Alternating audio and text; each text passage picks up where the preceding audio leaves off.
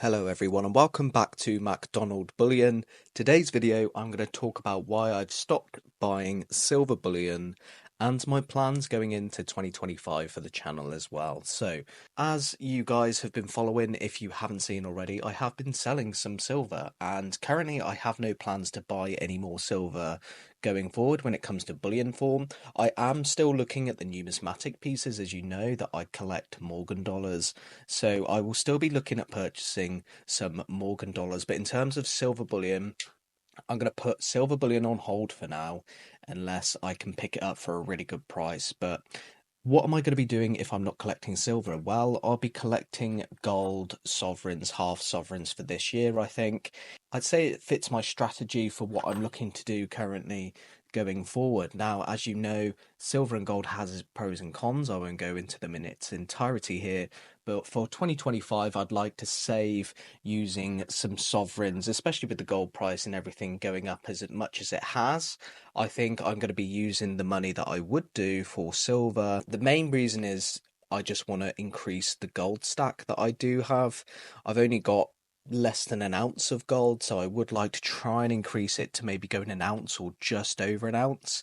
I'd like to try and pick up I'd like to pick up a full sovereign, and I'd like to pick up another half sovereign for this year. But with half sovereigns and sovereigns having its pros and cons, the pros are it's going to be very close to the melt price of gold, and ultimately I just prefer gold when it comes to if I was to compare it to silver, it goes up much more in value and it stores your wealth, it stores your money a lot better than silver does. Let's say, for example, I remember buying this coin 2022. This was one of my first Britannia coins that I purchased, and I think I paid £32 for this.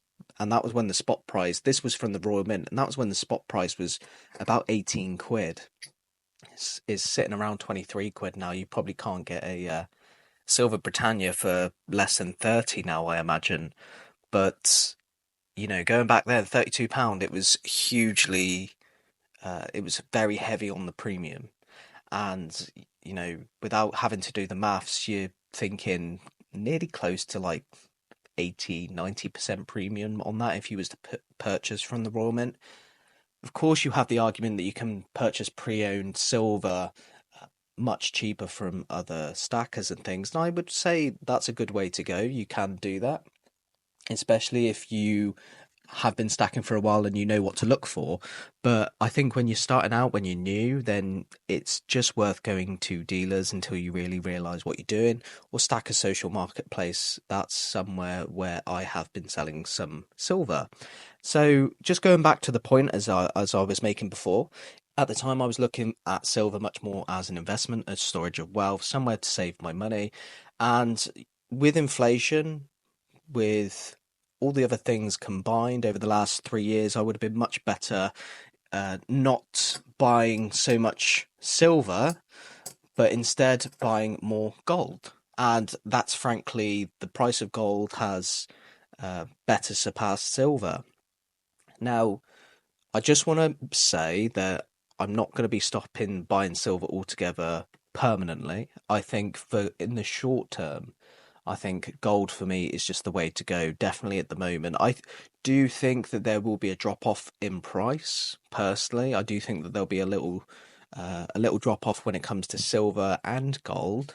But I do think over time it does go up. And of course, we do know that stacking gold and silver is a long term thing.